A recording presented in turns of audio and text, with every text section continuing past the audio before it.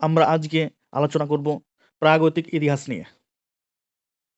ভারতীয় সভ্যতার বিবর্তনের ইতিহাস। প্রাগৈতিক যুগের সভ্যতা। Civilisation of prehistoric age. মানব জাতির ইতিহাস বহু প্রাচীন। সভ্যতার উষালগ্নে যখন কোনো লিখিত বিবরণের অস্তিত্ব ছিল না, শুধুমাত্র মানুষের ব্যবহৃত যন্ত্রপাতি, অস্ত্র-শস্ত্র ও নানা দ্রব্যাদি অর্থাৎ নিদর্শনাদির উপর ভিত্তি করে সেই সময়কার ইতিহাস রচিত হয়েছিল। তাই সেই সময়কালকে প্রাগৈতিক যুগ বলে অভিহিত করা হয়ে থাকে। যেহেতু আলোচ্য সময় পর্বের মানুষ আত্মরক্ষার্থে কিংবা নিজস্ব প্রয়োজনে পাথরের হাতিয়ার ও যন্ত্রপাতি ব্যবহার করত, তাই এই প্রাগৈতিক যুগ প্রস্তর যুগ নামেও সমধিক পরিচিত।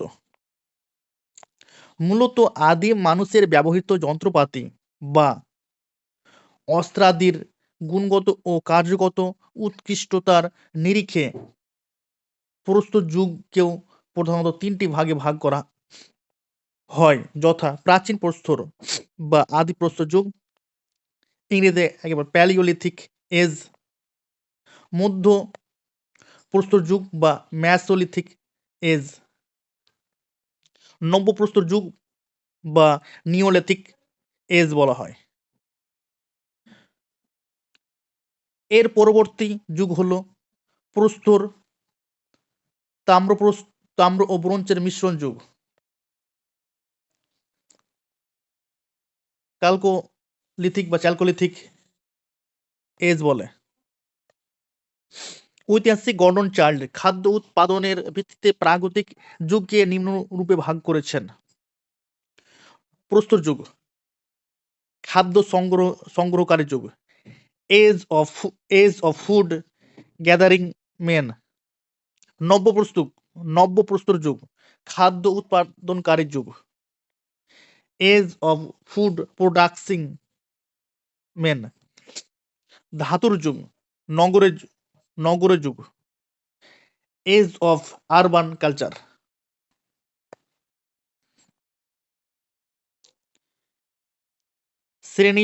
শ্রেণীভেদে প্রাক ঐতিহাসিক যুগের সভ্যতা। Classification of prehistoric age. যুগসমূহ। কাল পর্ব যুগের বৈশিষ্ট্য বলি। ভারতবর্ষে নমুনা সংগ্রহের স্থানসমূহ। প্রাচীন প্রস্তর যুগ। ভারতীয় উপমহাদেশে এই কালপর্ব শুরু হয় নিম্ন প্লেটোসিয়ান যুগে, যার সূচনা হয় ৩০ লক্ষ বছর পূর্বে এবং যা আনুমানিক খ্রিস্টপূর্ব ১০,০০০ মতান্তরে ৮,০০০ খ্রিস্টপূর্বাব্দ পর্যন্ত স্থায়ী হয়। ৩০ লক্ষ বছর পূর্ব থেকে ৩০ লক্ষ বছর খ্রিস্টপূর্ব থেকে আনুমানিক ১০,০০০ মতান্তরে ৮,০০০ খ্রিস্টপূর্বাব্দ পর্যন্ত এই প্রাচীন প্রস্তর যুগ ধরা হয়। এই যুগের বৈশিষ্ট্য কি হবে? মাছ ছিল স্থায়ী বসতিহীন। মানুষ ছিল, এখানে মানুষ হবে। মানুষ ছিল স্থায়ী বসতিহীন। ২ নম্বর হচ্ছে শিকারের জন্য ভোঁতা ও মসৃণ পাথুরে অস্ত্র ব্যবহার করা হতো। হাড়ের অস্ত্র নির্মিত হয়নি। হাত কুঠার ও চেরা কুঠার ব্যবহার করত। কৃষিকাজ ও আগুন জ্বালাতে জানত না। এই যুগে মানুষ ছিল খাদ্য সংগ্রাহক, খাদ্য উৎপাদক নয়। ভারতবর্ষে নানা সংগ্রহের স্থানসমূহ। ভারতবর্ষের নমুনা সংগ্রহের স্থানসমূহ।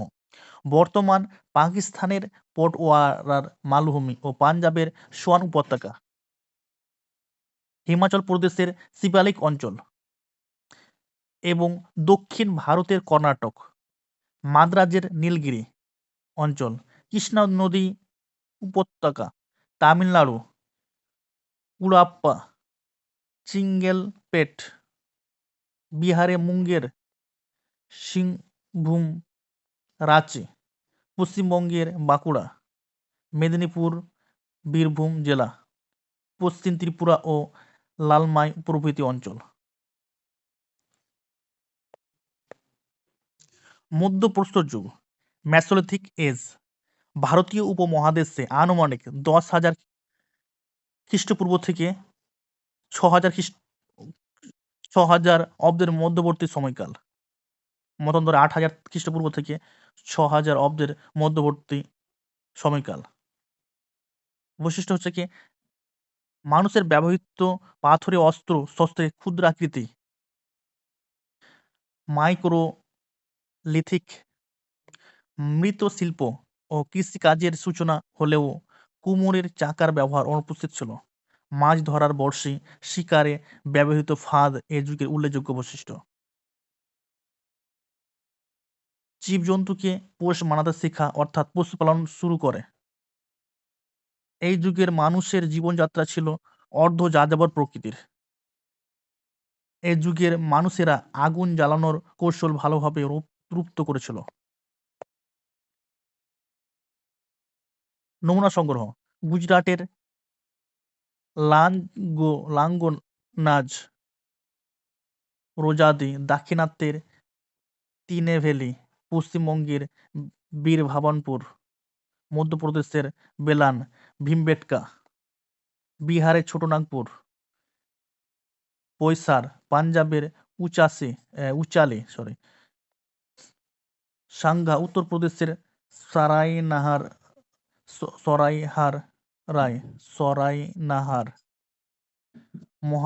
মহাদহা, ওড়িশা, তামিলনাড়ু, রাজস্থানের লুনি উপত্যকা, উদয়পুর, চিতোর, বাগড়, আজমির প্রভৃতি অঞ্চল। নব্যপ্রস্তর যুগ, কালপর্ব, ভারতীয় উপমহাদেশে আনুমানিক খ্রিস্টপূর্ব 6,000 থেকে খ্রিস্টপূর্ব 2,000 অব্দ বা কিছু পরে নাগাদ স্থায়ী হয়। 6,000 থেকে খ্রিস্টপূর্ব 6,000 BC থেকে 2,000 BC পর্যন্ত। যুগের বৈশিষ্ট্যাবলী, পাথরের অস্ত্রশস্ত্র মসৃণ, চকচকে, শুকনো ও তীক্ষ্ণ। খাদ্য সংগ্রহকারী যাযাবর মানুষ স্থায়ী বসতি শুরু করে। এই যুগে মানুষ বস্ত্র বয়ন শুরু করে এবং কুমোরের চাকা আবিষ্কৃত হয়। ধাতুর ব্যবহার অজানা হলেও তামার সঙ্গে পরিচয় ঘটে। ভারতবর্ষে নমুনা সংগ্রহের স্থানসমূহ: অধুনা পাকিস্তানের বেলুচিস্তানের মেহরগড়, এছাড়া ভারতের কাশ্মীরের বুরজাহোম, গুজরাট, দক্ষিণ ভারতের বেলারি, হায়দ্রাবাদ, কর্ণাটক, মহীশূর, তামিলনাড়ু, মধ্য ভারতের বুন্দেলখণ্ড, পূর্ব ভারতের অসম, মেঘালয়, পশ্চিমবঙ্গ, বিহারের চিরান্দ, ওড়িশা প্রভৃতি অঞ্চলে। তাম্রপ্রস্তর ও ব্রোঞ্জের মিশ্রণ যুগ, চ্যালকোলিথিক এজ, আনুমানিক খ্রিস্টপূর্ব 3,000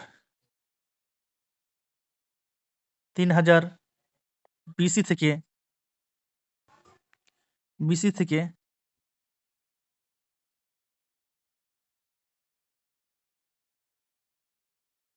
খ্রিস্টপূর্ব 1,000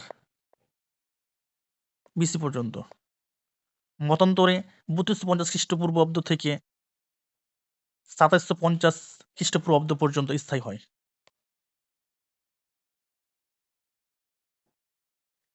বৈশিষ্ট্য, এই যুগের বৈশিষ্ট্য তামা ও টিন মিশিয়ে ব্রোঞ্জ ধাতু তৈরির কৌশল আয়ত্ত করে। তামা ও টিন মিশিয়ে ব্রোঞ্জ ধাতু তৈরির কৌশল আয়ত্ত করে। চাকার ব্যবহার শুরু হয়। এই যুগের শেষ দিকে স্থায়ী কৃষিকাজে লাঙ্গলের ব্যবহার শুরু হয়। লিখন পদ্ধতির আবিষ্কার হয় এবং তারা তামা গলানোর পদ্ধতি জানত। দক্ষিণ পূর্ব নমুনা সংগ্রহের স্থানসমূহ: দক্ষিণ পূর্ব রাজস্থানের বানাস নদী উপত্যকার আহার, গিলুন্দ, পশ্চিম মধ্যপ্রদেশের মালব, কায়াথা, এরান, পশ্চিম মহারাষ্ট্রের জরওয়ে নেভেসা, দাইমাবাদ, এনামগাঁও, পূর্ব ভারতের উত্তর বিহারের চিরান্দ, পশ্চিমবঙ্গের বর্ধমান জেলার পান্ডুরাজা ঢিবি, মেদিনীপুরের মহিষাদল প্রভৃতি। সম্পর্কিত তথ্যসমূহ: 1982 খ্রিস্টাব্দে ভারতীয় ভূতাত্ত্বিক সমীক্ষার জনৈক সদস্য দ্বারা আবিষ্কৃত ভারতে প্রাপ্ত মানব নিদর্শনের প্রাচীনতম সাক্ষ্য প্রাচীন মানবের বিশেষত আনুমানিক 27 থেকে 32 বছরের নারীর করটির অংশ পাওয়া গেছে মধ্যপ্রদেশের হোশঙ্গাবাদ শহরের প্রায় 40 কিমি উত্তর-পূর্বে নর্মদা নদীর উত্তর উপকূলে হাথানোর গ্রামের সন্নিকটে। মানব ইতিহাসের ক্রম বিবর্তনের নিরিখে নিদর্শনটিকে বর্তমান মানবের প্রাচীন স্তর আর্কেইক হোমো স্যাপিয়েন্স পর্যায় বলে চিহ্নিত করা হয়েছে।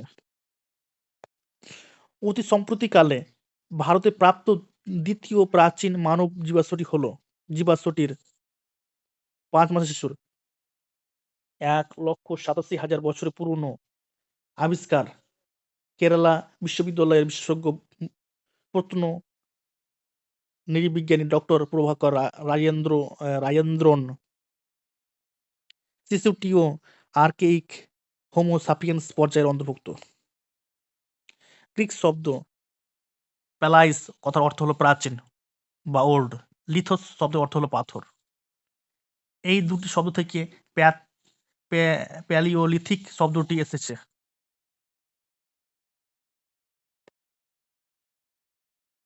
যা প্রাচীন প্রস্তর যুগকে বোঝায়। 1865 খ্রিস্টাব্দে জন লুবক সর্বপ্রথম প্যালিওলিথিক শব্দটি উদ্ভাবন করেন। 1865 খ্রিস্টাব্দে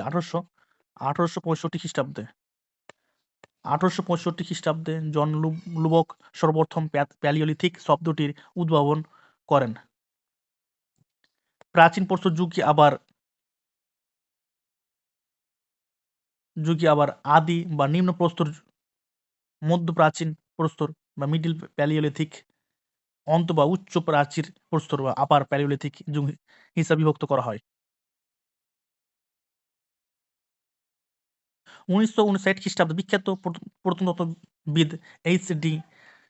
সাংখালিয়া এবং তার অনুগামীদের প্রচেষ্টায় কাশ্মীরের লিডার উপত্যকার পহেলগাঁওতে খননকার্যের ফলে নিম্ন পুরা প্রস্তর যুগের প্রাচীনতম নিদর্শন মিলেছে। এর মধ্যে একটি বড় ফ্রেক বা পাত এবং হাত কুড়াল উল্লেখ্য। এই যুগের শেষের দিকে পয়সরা গ্রামে একটি কুঠার আবিষ্কৃত হয়েছে।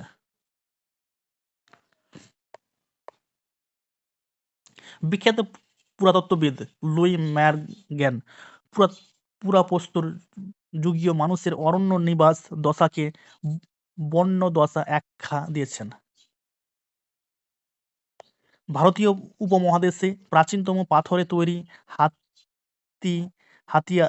হাতিয়ারের নিদর্শন আবিষ্কৃত হয়েছে সিন্ধু নদ ও পাঞ্জাবের সল্ট রেঞ্জ পাহাড়ের মধ্যবর্তী পটওয়ার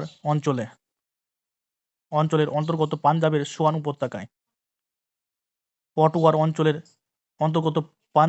উপত্যকায়। অধুনা পাকিস্তানের অন্তর্গত। ভারতীয় প্রত্নতত্ত্বে মধ্যপ্রস্তর যুগকে বিলম্বিত প্রস্তর যুগ বা ক্ষুদ্রায়ু যুগ মাইক্রোলিথিক এজ বলা হয়।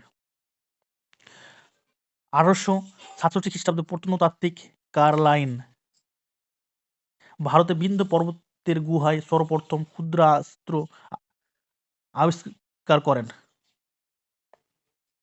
মধ্যপ্রস্তর যুগের মানুষের পশুপালনের নিদর্শন রূপে প্রথম গৃহপালিত পশু ছিল কুকুর। এই যুগে মানুষের খাদ্য হিসাবে মাছের উপর নির্ভরশীলতা বেড়েছিল। মাছ, ঝিনুক, শালুক সেই যুগের মানুষের খাদ্য তালিকায় স্থান পেয়েছিল। মধ্যপ্রস্তর যুগের হাতিয়ারগুলি এতটাই ক্ষুদ্র ছিল যে সেগুলি কোনো দণ্ড জাতীয় বস্তুর সঙ্গে গেঁথে ব্যবহৃত হতো। এগুলিকে মিক্স আয়ুধ বলা হতো। এগুলি বেশিরভাগ মহারাষ্ট্রের পাঠান, শ্রীলঙ্কার ফাহিয়েন গুহায় মিলেছে। নিও শব্দের অর্থ হল লিথোস। নিও শব্দের অর্থ নতুন ও লিথোস শব্দের অর্থ পাথর। নিও শব্দের অর্থ নতুন এবং লিথোস শব্দের অর্থ পাথর। এ থেকে নতুন প্রস্তর যুগ পরিচিত হয়েছে। ঐতিহাসিক ভি গর্ডন চাইল্ড নব্যপ্রস্তর যুগের বৈপ্লবিক পরিবর্তনকে নিওলিথিক রেভলিউশন বা নব্যপ্রস্তর যুগের বিপ্লব বলে উল্লেখ করেছেন তার 1936 সালে প্রকাশিত ম্যান মেক্স হিমসেলফ নামক গ্রন্থে। আদিম মানুষের বসতির চিহ্ন মিলেছে এমন একটি অঞ্চল হল রাজস্থানের বাগড়। জাতিতত্ত্বে সমকালীন বিভিন্ন গোষ্ঠী সম্বন্ধে পাঠ হল জাতিতত্ত্বের সমকালীন বিভিন্ন গোষ্ঠী সম্বন্ধে পাঠ হল এথনোগ্রাফি। জাতিতত্ত্বের সমকালীন বিভিন্ন গোষ্ঠীর সম্বন্ধে পাঠ হল এথনোগ্রাফি। 1860 খ্রিস্টাব্দে উত্তরপ্রদেশের টন নদীর উপত্যকা থেকে মিস্টার এইচ.পি.এল. স্যামুরিয়ার সর্বপ্রথম নবপ্রস্তর যুগীয় আয়ুধ আবিষ্কার করেন। নবপ্রস্তর যুগের সর্বাপেক্ষা প্রাচীন কেন্দ্র হল অধুনা পাকিস্তানের বেলুচিস্তানের অন্তর্গত মেহেরগড়।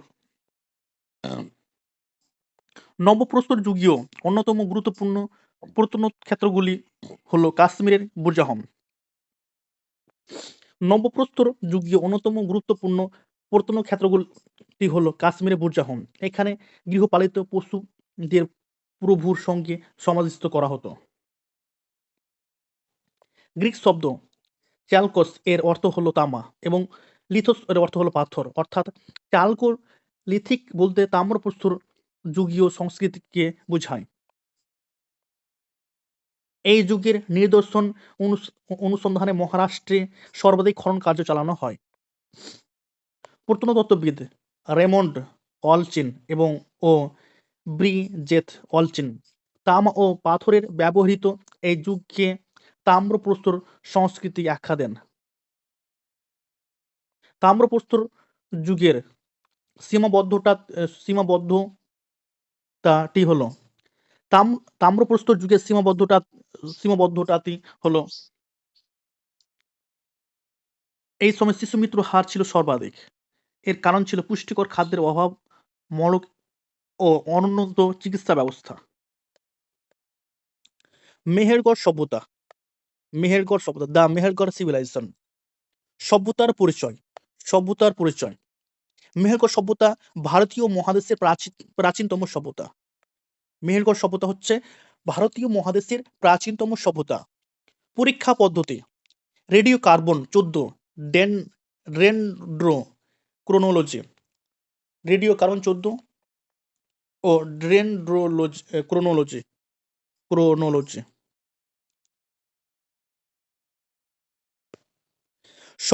সভ্যতা আবিষ্কারের কাল ও আবিষ্কারক।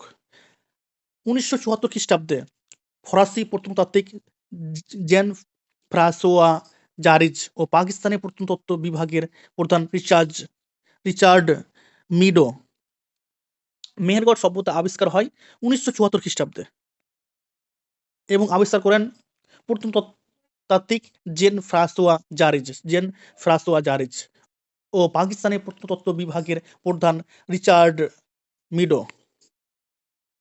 মেহেরগড় সভ্যতার অবস্থান ও বিস্তৃতি বালুচিস্তানের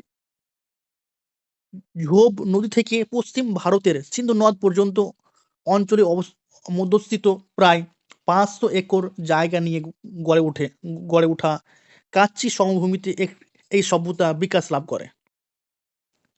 বালুচিস্তানের ঝোব নদী থেকে পশ্চিম ভারতের সিন্ধু নদ পর্যন্ত অঞ্চলে মধ্যস্থিত প্রায় 500 একর জায়গা নিয়ে গড়ে ওঠা কাচ্চি সমভূমিতে এই সভ্যতা বিকাশ লাভ করে।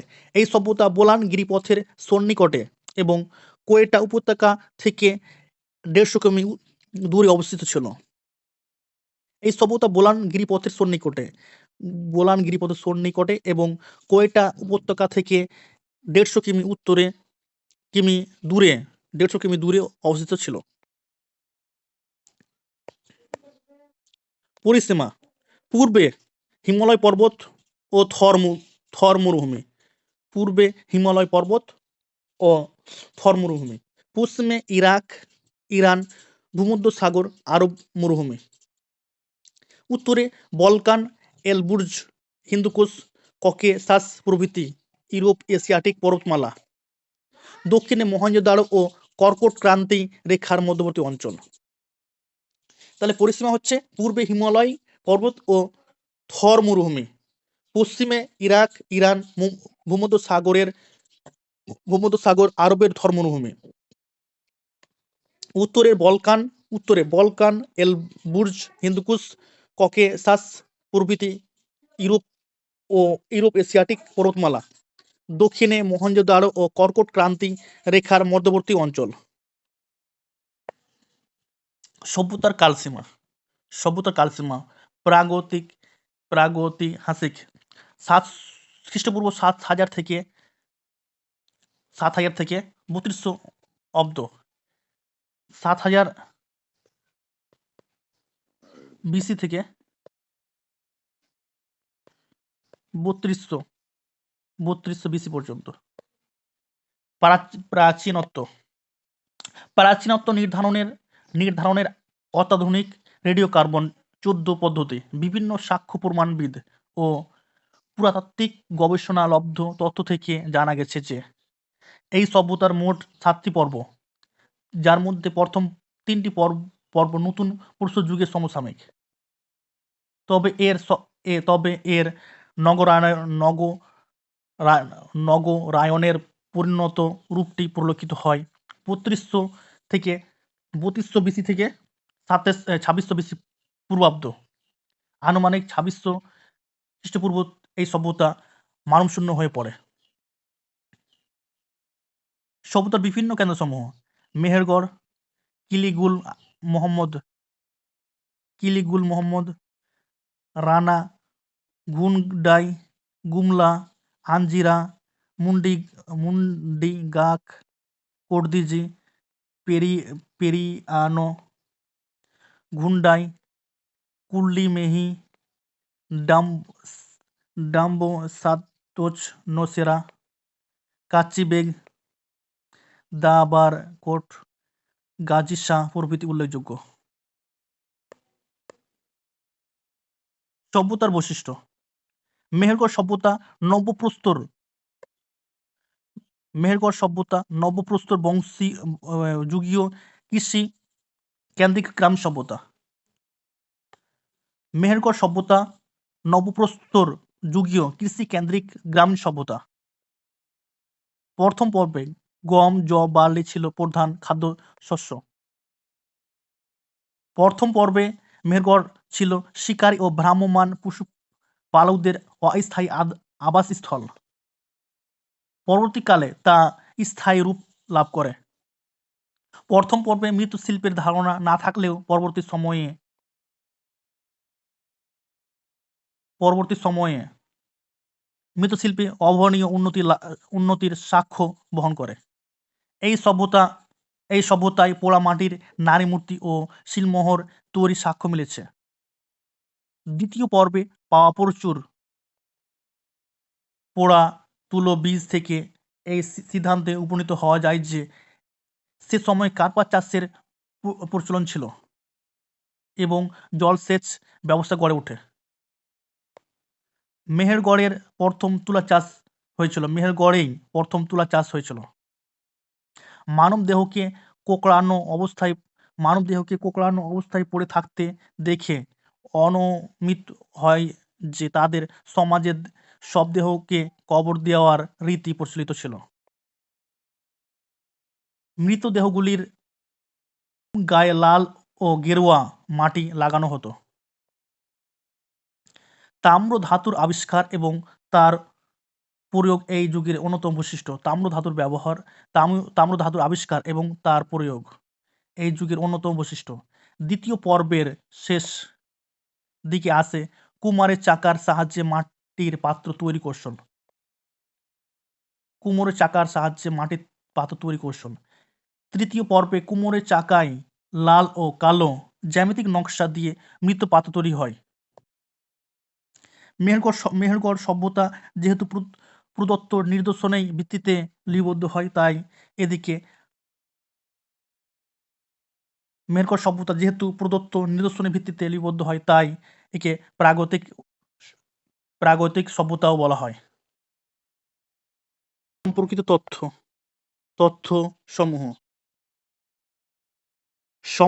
তথ্যসমূহ। মেহেরগড় সভ্যতার ধ্বংসাবশেষ সম্পর্কিত প্রথম গবেষণা নিবন্ধটি প্রকাশিত হয় সায়েন্টিফিক আমেরিকান পত্রিকায় 1980 খ্রিস্টাব্দে।